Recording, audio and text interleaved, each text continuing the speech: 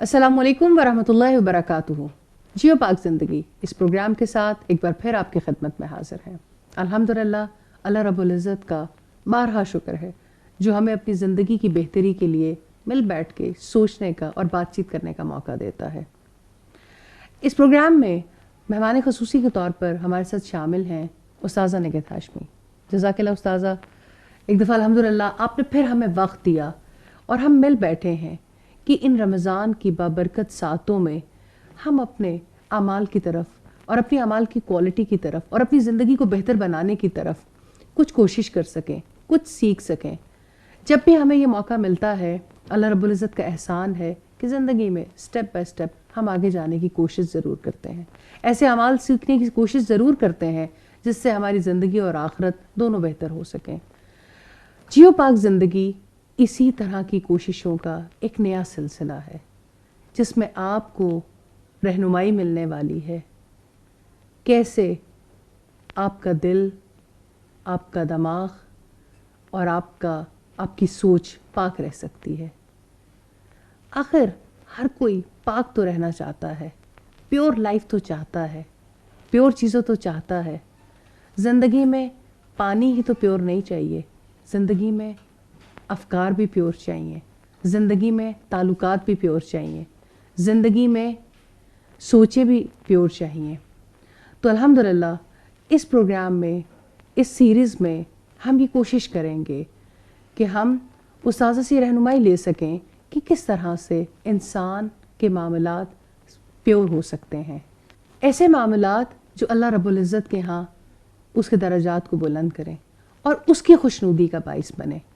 हम ऐसी क्या अमल अपने अमाल में शामिल कर लें कि वो उसको पसंद आ जाए, बस हम वैसे बन जाएं जैसे उसको पसंद है। तो ये एक और नया सफ़र जो आज के दिन से हम शुरू करने जा रहे हैं जियो पाक ज़िंदगी के नाम से, इसमें बहुत ही ऐसे खूबसूरत मामलात होंगे। जैसे कि मैं पहले भी तारुफ़ करवा चुकी कि उस्ताज़ा इस प्रोग्राम में हमारे साथ मौजूद हैं। उस्ताज़ा जो कि एक दाइया भी हैं, एक मुसन्निफ़ा भी हैं, एक माँ भी हैं, एक उस्ताद भी हैं। अल्लाह रब्बुल इज़्ज़त ने इनके कलम से बहुत से ऐसे शाहकार सामने लाए हैं जिससे लोग बेहद फैज़याब होते हैं। सोचों की पाकीज़गी के लिए, किरदार की पाकीज़गी के लिए इनकी खदमात से सभी वाकिफ़ हैं। एक बड़ी तादाद को कुरान पढ़ाने का और तज़किया करने का सिलसिला मुद्दतों से जारी है जो दिन दुगनी तरक्की कर रहा है। अल्हम्दुलिल्लाह कुरान के हवाले से, तफसीर के हवाले से, तज़किया के हवाले से, ज़िंदगी के डिफरेंट मामलात के हवाले से बहुत से ऐसे प्रोग्राम्स आप तक पहले भी पहुँचते रहे हैं और हमें अपनी ज़िंदगियों को खालिस करने का मौका मिलता रहा है।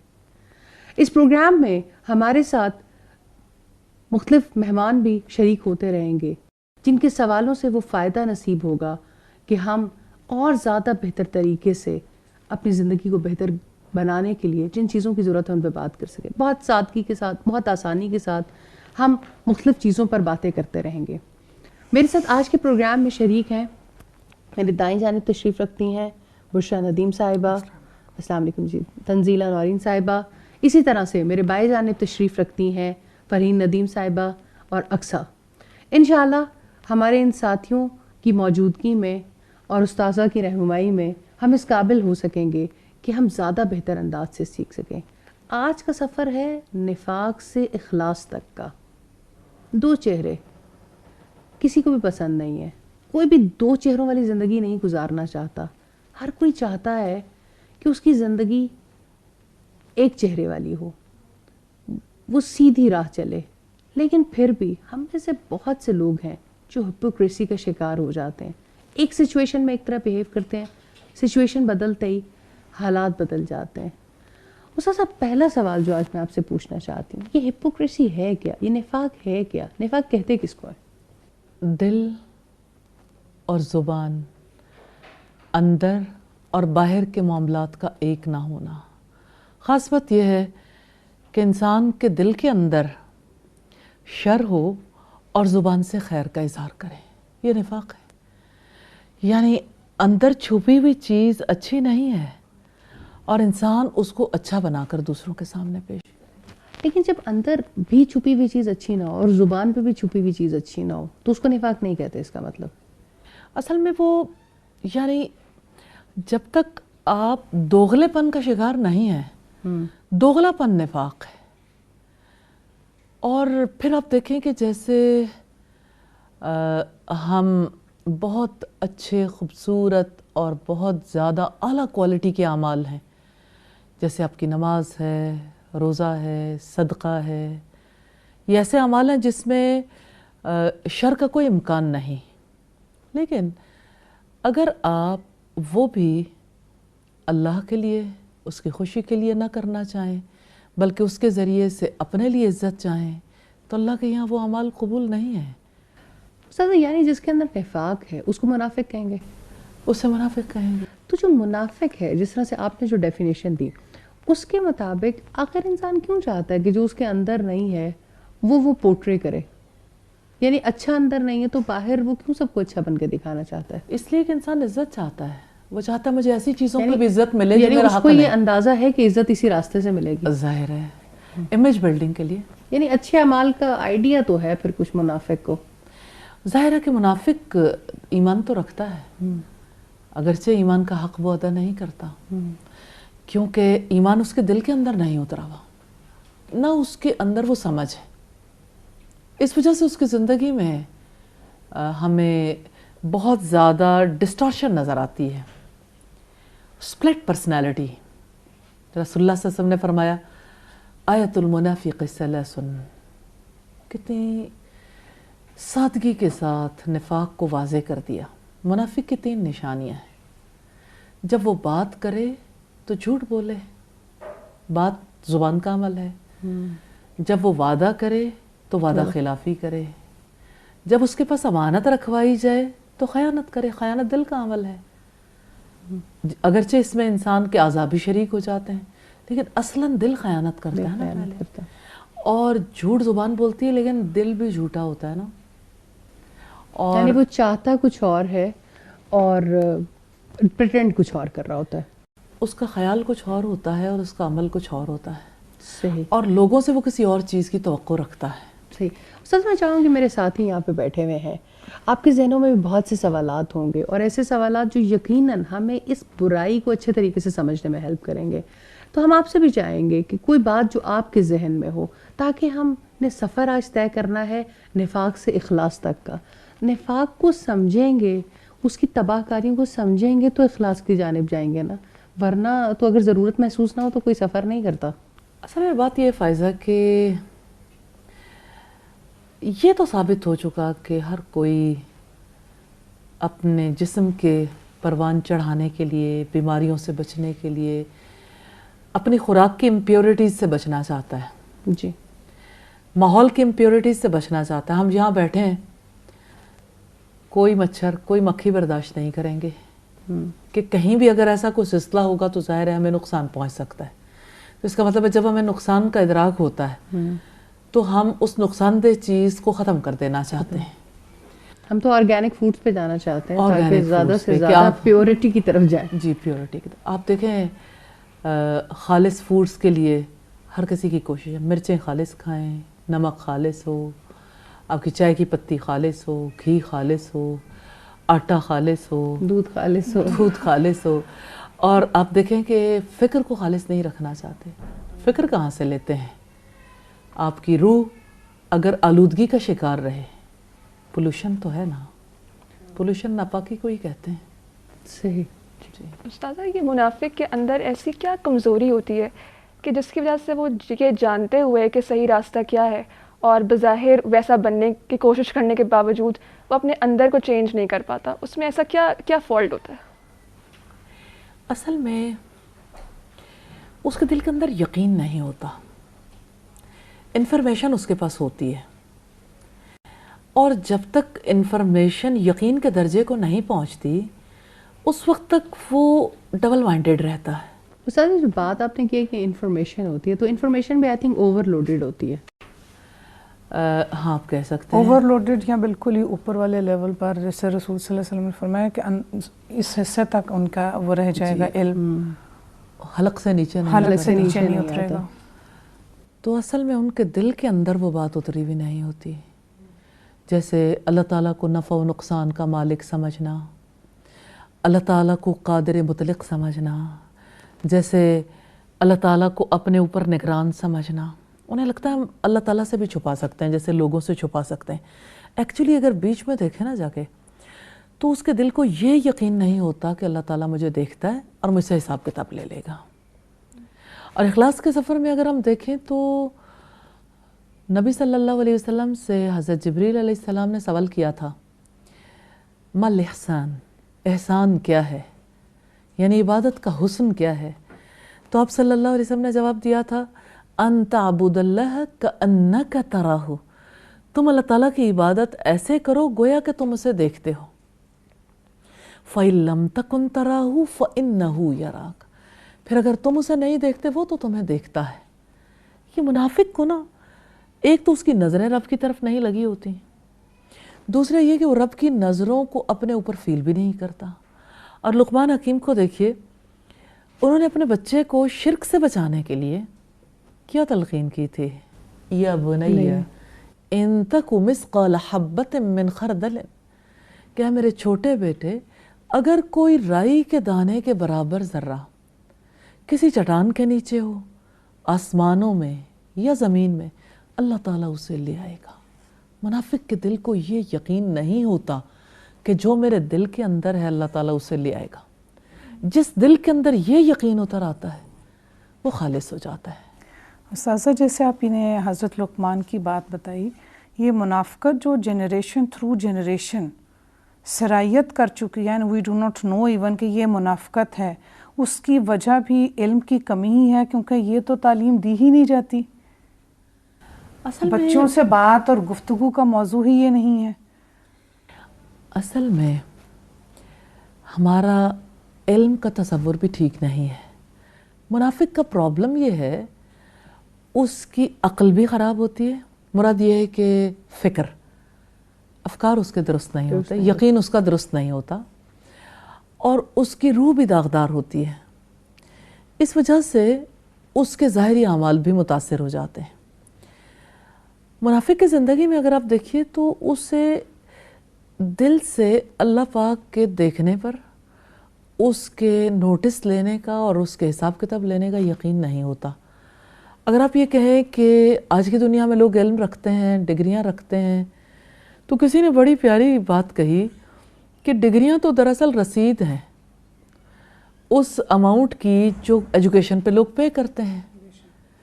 कि डिग्री अच्छा इंसान बनाने के लिए कब होती है? डिग्री तो आपको हो सकता है कि जिस फील्ड में आप एजुकेशन हासिल कर रहे हो उस फील्ड में कुछ ना कुछ महारतें दे दे, कुछ उस फील्ड के बारे में फैक्ट्स का नॉलेज दे दे. तो इन सारी चीज़ों का ताल्लुक़ इंसानियत से तो नहीं है. इस वजह से इल्म के बारे में भी ये जान लेना चाहिए कि इल्म जो हमारी ज़िंदगी से मुताल्लिक़ है वो है जो अल्लाह रब्बुल इज़्ज़त ने दिया, जिस पर मोहम्मद रसूलुल्लाह सल्लल्लाहु अलैहि वसल्लम ने अमल किया. तो पाक ज़िंदगी गुजारने के लिए आपने बड़ी अच्छी तवज्जो दिलाई कि पाक ज़िंदगी गुजारने के लिए बुनियादी तौर पर इस इल्म की ज़रूरत है जो यकीन बनकर दिल के अंदर उतरे. फिर वो जैसे आप पहले बात कर रहे थे कि हलक से नीचे नहीं उतरता, यानी यकीन ना हो तो इल्म वो फ़ायदा नहीं देता. तो इल्म के बाद जो यकीन का दर्जा है, ईमान का दर्जा है.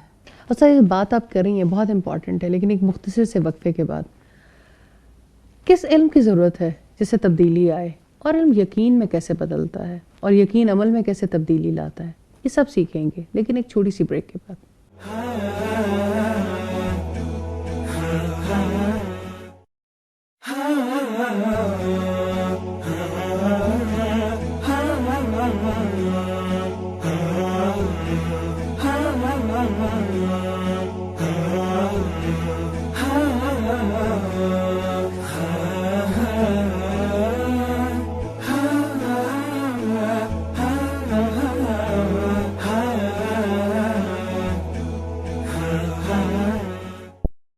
پروگرام میں ایک بار پھر خوش آمدید.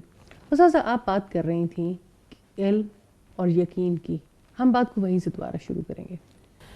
بات یہ کہ جو حقیقی علم ہے ہماری زندگی سے متعلق, وہی علم ہمارے اندر تبدیلی لے کے آ سکتا ہے, لیکن اگر اس علم پر یقین ہو. اور یقین یوں ہی صرف الفاظ کے ذریعے سے نہیں آ جاتا, الفاظ تو اس کے لیے یعنی ٹول ہے نا بنیادی طور پر. یہ جو بشرا آپا نے ابھی جس طرف توجہ دلائی, میں جاننا چاہتی ہوں اتنا بڑا لیک کیسے آ گیا. ہم آبویسلی سسٹم پہ بیٹھ کے تو بات نہیں کر رہے ہیں, لیکن وہ علم تو ہمارے کہیں کریکلم میں, نصاب میں شامل ہی نہیں ہے. جو علم آپ کے اندر تبدیلی لے کے آتا ہے, جو آپ کی یقین کی کیفیت کو بڑھاتا ہے, جو آپ کی زندگی کی کوالٹی کو بہتر کرنے کے لیے ضروری ہے. معذرت کے ساتھ نہ صرف یہ کہ نصاب میں شامل نہیں ہے, دا وے ٹو ڈیلیور اٹ میں بھی اس کی ٹریننگ نہیں ہے, ٹیچرز ٹریننگ بھی نہیں ہے, بیکاز نصاب کا پورشن نہیں ہے, اس کو پن پوائنٹ کیا ہی نہیں جاتا کہ how to what should I say کہ inculcate these qualities in the students. تبھی آپ نے کہا it's missed from generation to generation. یہ آج کی بات نہیں ہے, یہ تو ایک لمبے عرصے سے ایک مسنگ بھی آ گئی ہے. اصل بات یہ ہے کہ جب نظام تعلیم کے لیے مقاصد طے ہوتے ہیں تو ان مقاصد میں یہ طے کیا جاتا ہے, جیسے امریکن ایجوکیشنل سسٹم کے آبجیکٹیوز میں سے ایک آبجیکٹو جمہوری انسان بنانا بھی ہے. تو ہمارے یہاں جو ہے وہ اچھا انسان بنانے کے لیے, اچھا مسلمان بنانے کے لیے کوئی مقصد ہی نہیں ہے. اس تعلیم کا مقصد اچھا انسان بنانا نہیں ہے. اور یقیناً حیرت ہوتی ہے کہ ہمارے ارباب اختیار نے اس بارے میں کبھی غور ہی نہیں کیا کہ ہم انسان کی اولادوں کو اور مسلمانوں کی اولادوں کو تعلیم دے کر بنانا کیا چاہتے ہیں. تو نیچرلی یہ تو صدیوں کا سفر ہے, اور پیچھے جھانک کے دیکھیں تو بہت کچھ ہے, لیکن ہم آج میں کھڑے ہیں پیچھے سے, یعنی ماضی ہمارا کیا ہے اور جانا ہم نے کہاں ہے. جو ہو چکا وہ تو ہو چکا نا. وہ پنجابی میں کہتے ہیں ڈلیاں بیراں دا کچھ نہیں گیا. تو ہم یہیں سے سٹارٹ کر لیں کہ اب جب یعنی ہم اس دور میں بیٹھے ہیں تو ہمیں آگے کی طرف دیکھنا ہے کہ اب ہمیں کیا کرنا ہے. تو دور کوئی بھی ہو, وہ حضرت نوح کا دور ہو یا محمد رسول اللہ صلی اللہ علیہ وسلم کا دور ہو یا آج کا دور, نفاق تو دور ہو سکتا ہے لیکن یقینی علم کے ساتھ. جس جنریشن نے, جس سے ہم بات کریں, جس جنریشن نے سارا بچپن یہ سنتے ہوئے گزارا ہو من کی مان اور کھا لے پی لے جی لے, تو اس جنریشن کے پاس جب علم آ بھی جاتا ہے تو وہ یقین کیسے ان کو آتا ہے کہ اچھا اللہ تعالیٰ کی مرضی سب سے بڑی ہے. یہ یقین کی سٹیج کیسے آتی ہے؟ بات یہ ہے کہ انسان ہمیشہ کے لیے تو اس جہان میں نہیں آیا. انسان کو اپنی موت سے, اپنے جانے سے یہ یقین نصیب ہو سکتا ہے. آپ یہ دیکھیے کہ کسی کی ڈیتھ کے موقع پہ ٹھنڈی ٹھنڈی لہریں کیوں سب کے بدنوں میں اتر آتی ہیں اور سب لوگ اچانک بہت زیادہ تکلیف میں کیوں آ جاتے ہیں. ریالٹی ٹچ, حقیقت کا ادراک ہوتا ہے. اور ساری زندگی تو لوگ کہتے ہیں کہ فلاں کام کیا تو لوگ کیا کہیں گے, لوگ کیا کہیں گے, اور جب کوئی فوت ہوتا ہے تو لوگ کہتے ہیں انا للہ و انا الیہ راجعون. تو زندگی میں سبق تو اتنا ہی ہے کہ ہم اللہ کے ہیں اور ہم نے اس کی طرف لوٹ کے جانا ہے. تو یہ سبق مشکل نہیں ہے, آسان ہے. اور قبرستانوں کی آبادیاں ہمیں یہ سبق دیتی ہیں کہ کوئی بھی ان گھروں کے اندر سدا بسا نہیں ہے, جانا تو ہے. تو کل بھی محمد رسول اللہ صلی اللہ علیہ وسلم نے اسی طرف توجہ دلائی تھی. آپ صلی اللہ علیہ وسلم نے فرمایا لذتوں کو توڑ دینے والی موت کو یاد کرو تو تم ہنسو بہت کم اور رو بہت زیادہ. تو یہ ادراک ہے, اور آپ صلی اللہ علیہ وسلم نے مکی زندگی میں یہ احساس دلایا. اور انسان کو اس کے پاؤں تلے کی زمین اس کی کھینچی نہ جائے نا تو انسان اکڑتا ہے, فرعون بن جاتا ہے اور کسی بات کو قبول کرنے کے لیے تیار نہیں ہوتا. لیکن انسان کو جب یہ پتہ چلتا ہے کہ ایک جھٹکا اس زمین کو اور کائنات کو برباد کر دے گا, تو وہ اپنی جگہ تلاش کرتا ہے اب بھاگ کے کہاں جاؤں. اور مجھے قرآن حکیم کی اس آیت کے حوالے سے یہ محسوس ہوتا ہے کہ یہ آیت اپنے بارے میں غور و فکر پر مجبور کرتی ہے. یا معشر الجن والانس، اے جنوں اور انسانوں کے گروہ، ان استطعتم ان تنفذوا من اقطار السماوات والارض فانفذوا لا تنفذون الا بسلطان. اے جنوں اور انسانوں کے گروہ، اگر تم زمین اور آسمان کے کناروں سے نکل کر بھاگ سکتے ہو بھاگ دیکھو، تم نہیں بھاگ سکتے اس کے لیے بڑا زور چاہیے. تو انسان کو اللہ تعالیٰ نے ایسی جگہ پہ لا کے کھڑا کر دیا ہے جہاں وہ سوچنے کے لیے مجبور ہے، کیا مجھے سدا زندہ رہنا ہے؟ میں کہاں سے آیا ہوں؟ مجھے کہاں جانا ہے؟ آج ہم سے زیادہ اس سوال کا جواب گورے تلاش کر رہے ہیں. ظاہر ہے وہ بھی انسان ہے، کیونکہ ان کے اندر عقل تو بھی- ان کے پاس بھی ہے کہ وہ بھی اس چیز کی تلاش میں ہے کہ آخر ہمیں زندگی میں بھیجا کس مقصد کے لیے گیا تھا. اور زیادہ سے زیادہ جس نتیجے پہ پہنچتے ہیں وہ سیلف اسٹیم اور سیلف ایکچولائزیشن جیسی تھیوریوں بنا بیٹھتے ہیں. لیکن اللہ رب العزت کتنی پیاری بات کہتے فیض. ہیں. آپ کو یاد ہوگا جب ہم آئی بی اے میں بیٹھے ہوئے تھے جی بالکل بالکل. اور ڈاکٹر شاہد قریشی نے ہمیں ہارورڈ کی ریسرچز کے حوالے سے ہم سے بات کی کہ کس طرح سے ایک صاحب کے بارے میں کہ جو ہارورڈ میں پڑھاتے تھے، جب انہیں کینسر ہو گیا تو انہیں ریئلائزیشن ہوئی کہ میں نے اتنی کمپنیز کو ایڈوائز کیا، میری وجہ سے اتنی کمپنیز دنیا کی ترقی کرتے رہیں، اور آج جب میں اس مقام پر پہنچا ہوں تو میں اکیلا ہوں. تو آپ دیکھیں کہ ہارورڈ والوں نے تو اسی چیز کو رواج دینے کی کوشش کی ہے کہ گریو یارڈ پریکٹسز کروائی جائیں. آپ جو بھی بات کر رہی تھی رسول اللہ صلی اللہ علیہ وآلہ وسلم کے ارشاد کے حوالے سے تھے کہ لذتوں کو توڑ دینے والی موت کو یاد کیا کرو. اصل تو وہی چیز ہے. اپنے کریکلم میں شامل کر چکے ہیں کہ آپ اسٹوڈنٹس کو لے کے جائیں گریو یارڈس میں اور گریو یارڈ پریکٹس کروائیں اور وہاں جا کے سوچیں کہ آج آپ یہ ہیں، کل آپ اس حالت میں ہوں گے، آپ زندگی میں کیا کرنے آئے اور اپنے کیا معاملات. لیکن حق کو نہیں پاتے. یہی تو ریئلٹی ہے نا. آپ جب جائیں گے، اور مجھے احسان دانش کی بات یاد آ رہی ہے، جدہ میں ایک مشاعرہ تھا جہاں پہ اس نے یہ شعر پڑھا اور محفل لوٹ لی. خالی قبروں کے چوکھٹے مت بھول، نہ جانے کب کون سی تصویر سجا دی جائے. اور مشاعرے کے بعد اس کا انتقال ہو گیا اور خالی قبروں کے چوکھٹوں میں اسے خود سجا دیا گیا. تو جب بندے کو ایسے مقام پہ غور کرنے کا موقع ملتا ہے تو وہ اللہ رب العزت کی طرف پلٹتا ہے. یہ اخلاص کا موقع ہوتا ہے. آپ کو پتہ ہے جیسے دھاتوں کو بھی پگھلایا جاتا ہے اور انہیں پیور کیا جاتا ہے. گولڈ کے اندر جو کھوٹ ہوتا ہے پگھلائیں تو اس کا کھوٹ نکل جاتا ہے. پوری ہیٹ پہ لے جا کے اس کو الگ کیا جاتا ہے. بڑا یہ سمجھ آتا ہے نا اخلاص کا اخلاص کا طریقہ کار کیا ہے. استاذہ کیا ایسا بھی ہوتا ہے جیسے آپ نے کہا کہ نفاق جو ہے یعنی زبان اور دل میچ نہیں کرتے، لیکن جب ہمارا عمل زبان اور دل سے سیم ہو جائے اور پھر ہم یہ چاہیں کہ اچھا یہ کام تو ہم نے اللہ کی خاطر کیا، پھر ہم کسی سے اس کا تذکرہ نہ کریں، اس کو چھپا کے رکھیں، تو یہ کیسا عمل ہے؟ بات یہ ہے کہ نفاق سے اخلاص تک جانے کے لیے اللہ پاک نے اتنا پیارا نظام دیا ہے. جیسے آپ کلمہ شہادت پڑھتے ہو اور آپ مسلمان ہوتے ہو تو سب سے پہلی چیز جو آپ پر فرض کے طور پر عائد کی گئی وہ آپ کی نماز ہے. تو بات یہ ہے کہ ہماری جو عبادات ہیں اس سے ہمیں اخلاصی تو سکھایا گیا. جیسے رسول اللہ صلی اللہ علیہ وسلم کا فرمان ہم ابھی دیکھ رہے تھے کہ آپ اللہ کی عبادت ایسے کرو گویا کہ تم اسے دیکھتے ہو، اور اگر تم اسے نہیں دیکھتے وہ تو تمہیں دیکھتا ہے. تو نماز، ہر نماز، دن میں 5 نمازیں اخلاص کے لیے ہیں.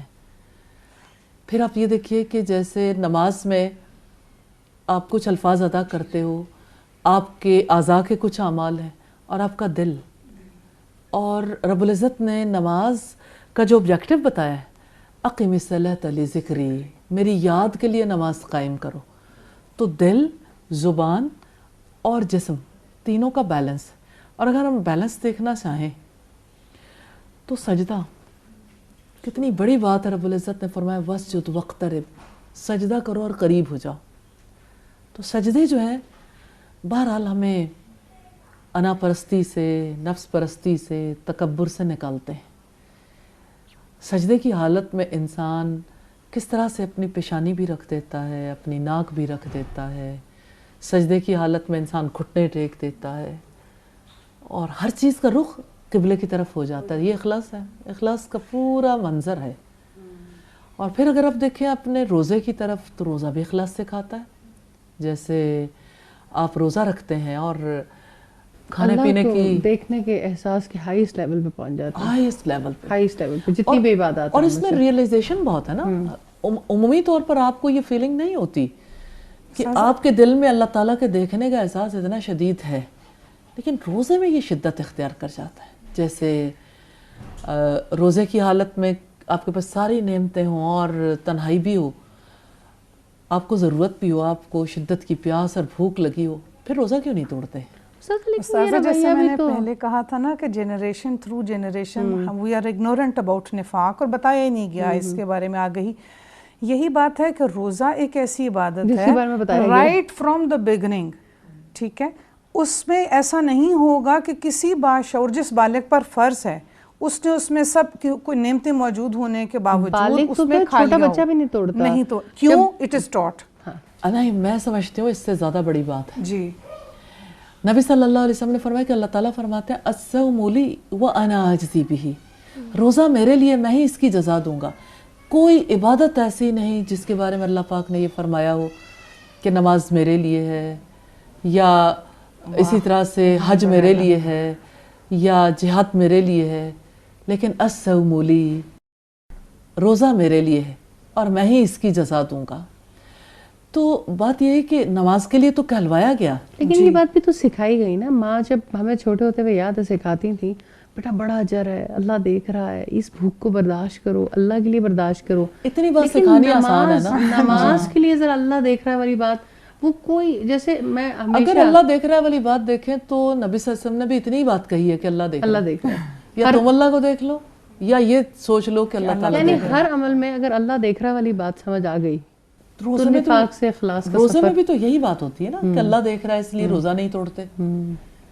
تو یقین آتا ہے, علم تو وہاں پہ انفارمیشن کے ساتھ یقین. اچھا, پھر اور دلچسپ بات یہ آپ کے اخلاق کی درستگی کے لیے یہ روزہ کتنا زبردست کردار ادا کرتا ہے.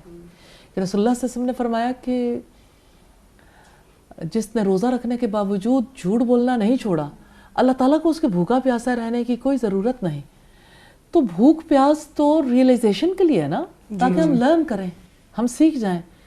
اب جب یعنی آپ صبح صادق کو روزہ رکھتے ہو, غروب آفتاب پہ افطار کر دیتے ہو, اور رمضان کے بعد آپ کے لیے فری ماحول ہے, آپ روزے میں تو کھا پی نہیں سکتے, خواہشات پوری نہیں کر سکتے, لیکن مغرب کے بعد سے لے کے سحری تک پھر اجازت ہے, اور رمضان کے بعد کلی اجازت ہے.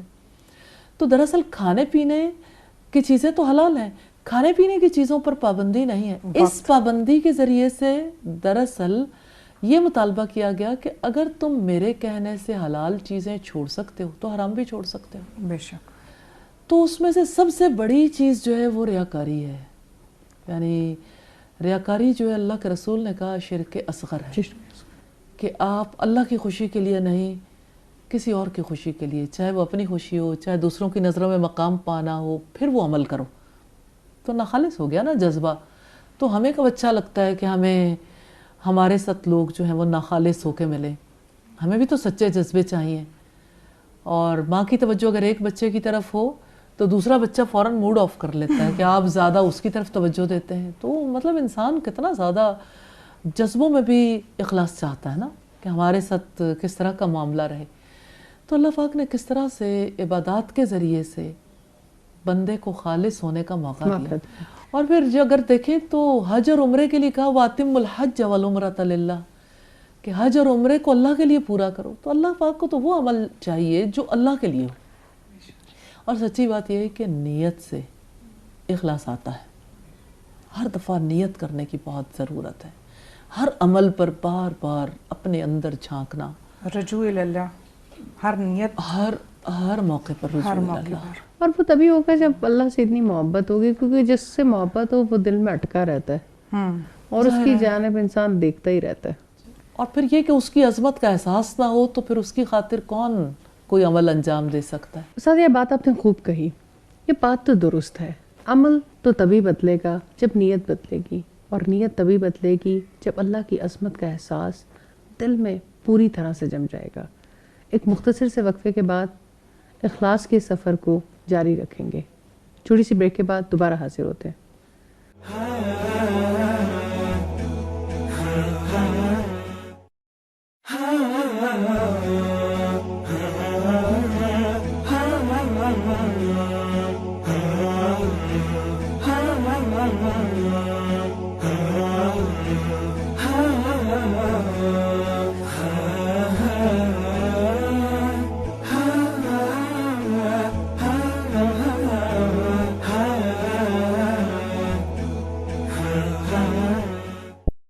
پروگرام میں ایک بار پھر خوش آمدید. استاذہ بات ہو رہی ہے نفاق سے اخلاص تک کی. اخلاص کی خوبیاں کیا ہیں؟ جب بندہ خالص ہو جاتا ہے تو وہ کیا خوبیاں ہیں جو اس میں جھلکتی ہیں؟ سب سے پہلی بات تو یہ ہے کہ انسان اپنے لیے نہیں جیتا. کتنی بڑی بات کہی آپ نے.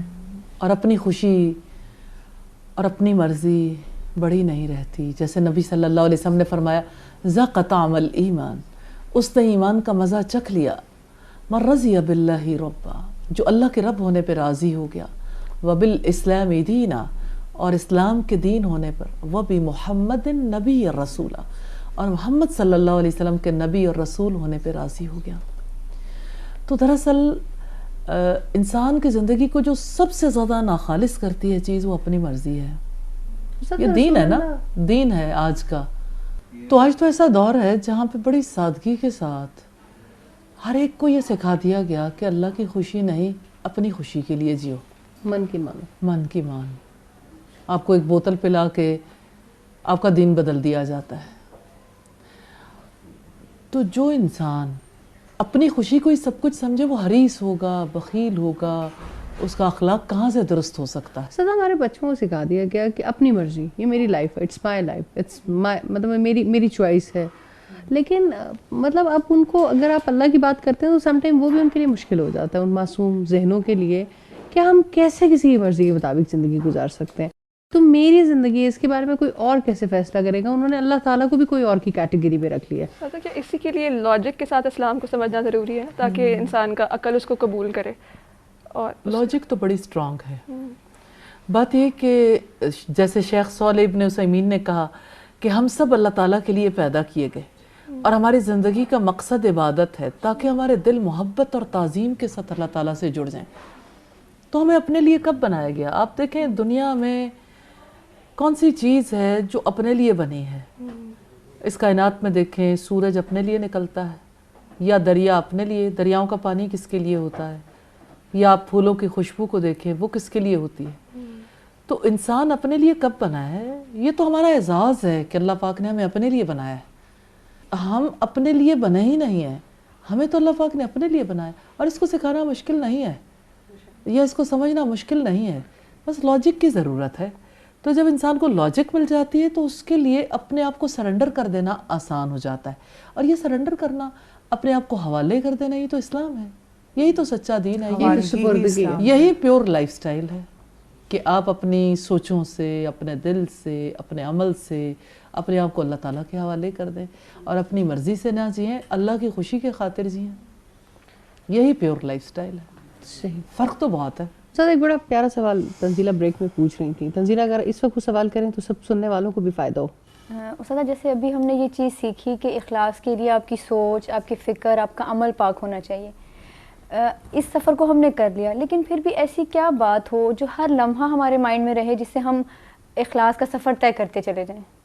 انا للہ و انا الیہ راجعون. ہم اللہ کے اور ہم اللہ کے ہیں اور اللہ کی طرف ہمیں لوٹ کے جانا ہے. ہم اپنے لیے ہیں ہی نہیں.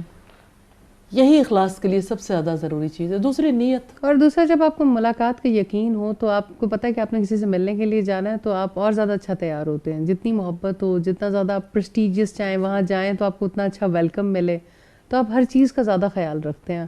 تحفے بھی ایسے لے کے جانا چاہتے ہیں کہ تو اللہ تعالیٰ کے پاس جانے کے لیے بھی انسان ہر وقت تیاری میں رہے تو یہ کتنی خوبصورت تیاری ہے. اور تیاری اصل میں دل سے ہوتی ہے. آپ کو کسی کی ملاقات کا شوق ہو، آپ کے دل میں محبت ہو، آپ کو ملنے کی امید بھی ہے اور آپ ملنے کو اپنے لیے اعزاز بھی سمجھ رہے ہیں، تو پھر ملاقات کے لیے آپ کی تیاری مختلف ہو جائے گی. سر مجھے ہمیشہ ایک بات بڑی ٹریک کرتی تھی. میں نے اپنی والدہ کو ایک دعا کرتے بہت دیکھا کہ ہمیشہ جب وہ بہت تھک جاتی تھیں، بیٹھتی تھیں تو کہتی تھیں یا اللہ خاتمہ بالایمان کرنا. یہ بات مجھے اس وقت سمجھ نہیں آتی تھی، لیکن آج کل یہ بات میرے اوپر بہت زیادہ حاوی رہتی ہے کہ یا اللہ خاتمہ بالایمان کرنا، کیونکہ فتنوں کا دور ہے، پتہ چلتا نہیں ہے انسان کا ایمان کس وقت بہک جائے. تو وہ یہ اتنی پیاری بات ہے جو اگر انسان کو یاد رہے کہ میں نے اپنے رب سے ملاقات کرنی ہے اور میں پاکی کی حالت میں ہوں, میں پیور ہوں, میری سوچیں پاک ہوں, میرے عمل اس وقت پہ پاک ہوں. اچھا پھر پتہ ہے اس میں عمومی طور پر ایک فرد زبان سے کہتا ہے, رسول اللہ صلی اللہ علیہ وسلم کی زندگی میں اس کا عملی ثبوت ہمیں ملتا ہے. ہر وقت ملنے کے لیے تیار, ہر وقت بابوزو, ہر وقت اللہ کی یاد میں ڈوبا ہوا دل اور ذکر کرتی زبان اور اپنے اعمال پہ استغفار. آپ صلی اللہ علیہ وسلم کا فرمان ہے کہ میرے دل پہ ایک غبار سا آ جاتا ہے, پھر میں اپنے رب سے استغفار کرتا ہوں اور وہ غبار ہٹ جاتا ہے. تو غبار امپیورٹی ہے نا, تو دل کی پاکیزگی کے لیے استغفار کتنی زیادہ ضروری ہے. اچھا یہ آپ نے بڑی پیاری مثال دے وضو کی. مجھے بڑا مشکل لگتا تھا شروع میں ہر وقت وضو سے رہنا, جتنی دفعہ گئے ہیں آپ اور آپ ہر دفعہ وضو بنا کے آئیں, لیکن اب اتنی عادت ہو گئی الحمدللہ کہ اچھا آپ اس حالت میں ہی اللہ کے پاس چلے گئے تو بے وضو چلے جائیں گے. تو یہ بات آپ کے مائنڈ سیٹ کو چینج کرتی ہے بہرحال, اور آپ کے عمل میں تبدیلی آتی ہے اور آپ صحیح. اسی طرح سے جیسے میموریز کا درست ہونا کتنا زیادہ ضروری ہے. آپ دیکھیں آپ کے پاس ہارڈ ڈسک ہوگی, آپ کا میموری کارڈ, کتنی چیزیں جو آپ یوز کرتے ہیں. اگر آپ کو ایک میموری کارڈ میں کچھ اور چیزیں چاہیے اور آپ کے میموری کارڈ میں کچھ اور ہے تو آپ کیا کرو گے؟ ڈیلیٹ کر لیں گے, ڈیلیٹ کر دیں گے. تو بس زندگی میں نفاق کو ڈیلیٹ ہی کرنا ہے. But it's a continuous process, Continuous process. لمحہ اور ڈیلیٹ دوسری کرنا بات یہ ہے پڑتا ہے اور اس کے ساتھ دوسری فائل کو اپلوڈ کرنا پڑتا ہے. اپلوڈ بھی کرنا تو پڑتا ہے. ظاہر ہے کہ یہ تو کیونکہ ہم اگر اپنے آپ کو پاک کرنے کی کوشش کرتے ہیں تو ہمارا دشمن, ہمارا انمی شیطان تو ہمیں ہر وقت وسوسوں سے ناپاک کرتا رہتا ہے. اسی لیے تو اللہ رب العزت نے یہ حکم دیا کہ شیطان کے قدموں کی پیروی نہ کرو. شیطان کے قدم اس کے وسوسے ہیں, کیونکہ وہ تمہیں برائی اور بے حیائی کا حکم دے گا. اور ساتھ کتنے آپ نے پیاری اگزامپل دی ہے. اور اگر ایک وائرس آ جائے تو جتنا مرضی آپ نے ڈیٹا سیو کر رکھا, وہ وائرس ساری فائلز کو بس کرپٹ اصل میں کر کے چلا وسوسے کی جاتا ہے. مثال وائرس ہی کی وائرس ہی کی مثال ہے. اینٹی وائرس جو ہے بنیادی طور پر اللہ کی یاد ہے, استغفار ہے. استغفار کرنے سے ایک دفعہ پھر اللہ تعالیٰ پاک کر دیتے ہیں. اور رسول اللہ کی بات کتنی سچی ہے. صلی اللہ علیہ وسلم فرماتے ہیں کہ مومن کا, جس کا حدیث کا مفہوم ہے کہ مومن کا آج کل سے بہتر ہونا چاہیے. تو زندگی تو کنٹینیوس لائف میں کنٹینیوس کوالٹی امپروومنٹ کی بات ہے کہ آپ مطلب آپ دیکھیے نماز ایک نماز ہے, وہی نماز ادا کرنی ہے, لیکن آج اور اس حدیث میں اس کو پرکھیں تو ہر روز آپ کی نماز کی کوالٹی, آپ کی عمل کی کوالٹی, آپ کی لوگوں کے ساتھ معاملات کی کوالٹی, آپ کے اپنے والدین کے ساتھ معاشرے میں حسن سلوک, اگر آپ ہر ہر ہر ہر ہر جگہ پہ صرف رسول اللہ کی اس حدیث کو رکھ کے دیکھیں تو آپ کو پتہ چلتا ہے آپ کے پاس تو کوالٹی امپروو کرنے کا مارجن ہی بہت زیادہ ہے. بالکل. ایک چیز جو ہم نے سیکھی کہ پاک زندگی گزارنے کے لیے اخلاص اتنا زیادہ ضروری ہے. ہر کام سے پہلے نیت کرنا زیادہ ضروری ہے. لیکن سم ٹائم ایسا ہوتا ہے کہ آپ نے کوئی کام کیا اور آپ ابتدا میں نیت نہیں کر پائے, لیکن جب وہ مکمل ہوا تو پھر آپ نے اللہ کا شکر ادا کیا کہ الحمدللہ یہ کام میں نے کر لیا, لیکن پہلے آپ کی نیت نہیں تھی. تو کیا وہ عمل بھی خالص ہوگا؟ کیونکہ ابتدا میں تو نیت ہی نہیں تھی. درمیان میں کر لی تو اللہ پاک خطاؤں سے درگزر کرنے والے ہیں. جب یاد آئے تو کر لیں. اور بات یہ ہے کہ اسی کے ساتھ میں یہ ضرور بتانا چاہوں گی کہ بعض اوقات ایسا ہوتا ہے کہ انسان اپنی زندگی میں نمازیں بھی پڑھتا ہے, روزے بھی رکھتا ہے, صدقہ و خیرات بھی کرتا ہے, لیکن کوئی اس کا عمل ایسا ہوتا ہے جو اس کے سارے اعمال کو زیرو کر دیتا ہے. جانتے ہیں وہ کون سا عمل ہے؟ بے حیائی. سب سے بڑی امپیورٹی.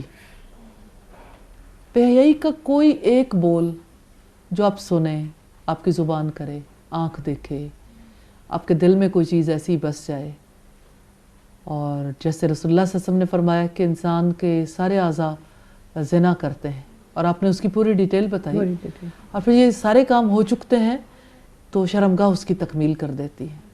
تو بے حیائی کی وجہ سے انسان کی ساری نیکیاں, ہر چیز وائرس زدہ ہو جاتی ہے, اور سب سے بڑی امپیورٹی یہ ہے. اور جیسے سورہ الاعراف میں آتا ہے کہ آدم کے بچوں, کہیں ایسا نہ ہو کہ شیطان اسی طرح سے تم پر سے لباس اتروا دے جیسے تمہارے آباء سے اتروائے تھے. تو اصل میں جو منافقت آئی ہے نا اب, اور جو دوغلا پن آیا ہے زندگیوں میں, وہ بے حیائی کی وجہ سے زیادہ آیا, حیا کو ترک کر دینے کی وجہ سے. رسول اللہ صلی اللہ علیہ وسلم نے فرمایا اذا لم تستحی فاصنع ما شئت، جب تم بے حیا ہو جاؤ پھر جو تمہارے جی میں آئے کر گزرو. تو حیا ایمان میں سے ہے، حیا کے ساتھ ایمانی معاملات ترقی پاتے ہیں، اور بے حیائی کے ساتھ نفاق بڑا گہرا رشتہ ہے. بے حیائی کی وجہ سے آپ کا دل ٹھکانے نہیں رہتا، آپ کی نظریں، آپ کے افکار ٹھکانے نہیں رہتے. اور دوسری چیز ایکولی پروپورشنل ہے، ایک چیز بڑھے گی تو دوسری چیز بھی. اور دوسری بات یہ کہ جیسے نشاور چیزیں عقل کو خراب کرتی ہیں نا، مختل کرتے اس کی وجہ سے بھی آپ کے زندگی میں بہت زیادہ فساد پیدا ہو جاتا ہے. جیسے میوزک جس کو روح کی غذا کہا جاتا ہے، جی، اس کی وجہ سے جیسے ہمارے اس کا کیا اثرات ہوتے ہیں؟ بات یہ ہے کہ ہر وہ چیز جو رب کی یاد سے غافل کر دے وہ انسان کو منافق بنا دیتی، تو شیطان کی اذان ہے. اور جیسے ہمارے اسلاف میں سے کسی نے کہا کہ یہ دلوں میں نفاق کی کھیتی کو بوتا ہے، تو نفاق کو اگانے والا میوزک ہے. اسی طرح سے باطل نظریات ہیں، شبہات ہیں جو دلوں کے اندر ڈالے جاتے ہیں. اس شبہ کی وجہ سے انسان یعنی اس کا یقین متزلزل ہو جاتا ہے نا. جیسے آج کی دنیا میں دیکھیں حجاب پر سے یقین اٹھا ہوا ہے، پھر اسی طرح سے دیکھیں حلال و حرام کے حوالے سے یقین متزلزل ہے، پھر اسی طرح سے دیکھیں تو سود کے حوالے سے بھی متزلزل ہے.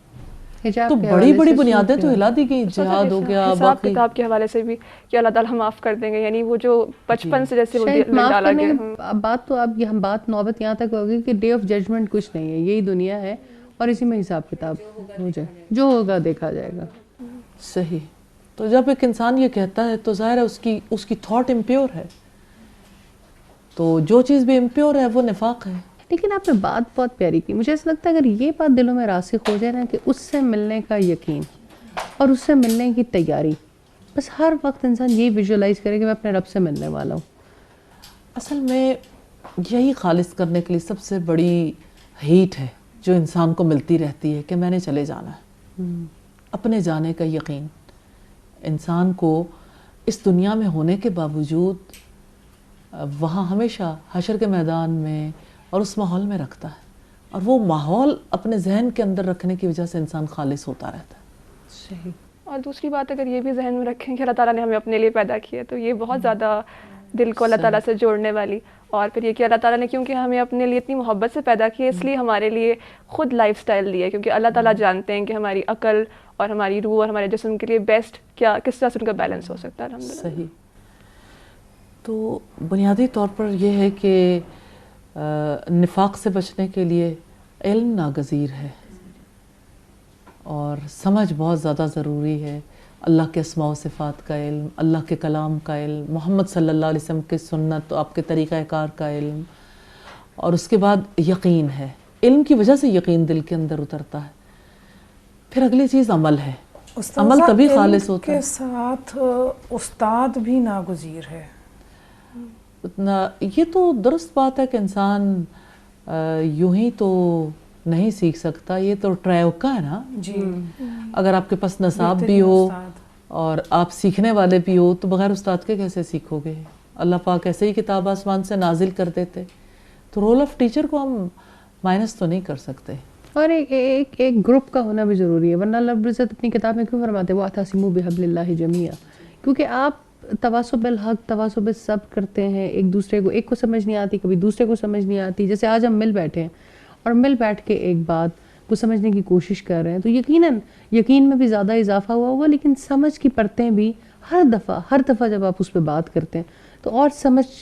اصل میں دین تو یہی ہے نا، ان ھذہ تذکرہ.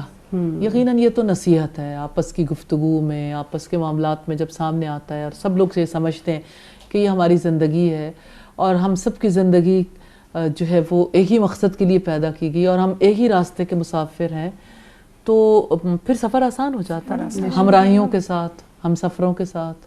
الحمدللہ. اور اس طرح سے بیٹھنا اور بیٹھ کے ہر دفعہ تذکرہ کرنا، اللہ کو یاد کرنا اور اپنی اعمال کی بہتری کے لیے اور اس کی کوالٹی کو بہتر کرنے کے لیے اور اپنی لائف کو بہتر کرنے کے لیے سوچنا، یقیناً یہ تمام چیزیں بہت نفع دیتی ہیں.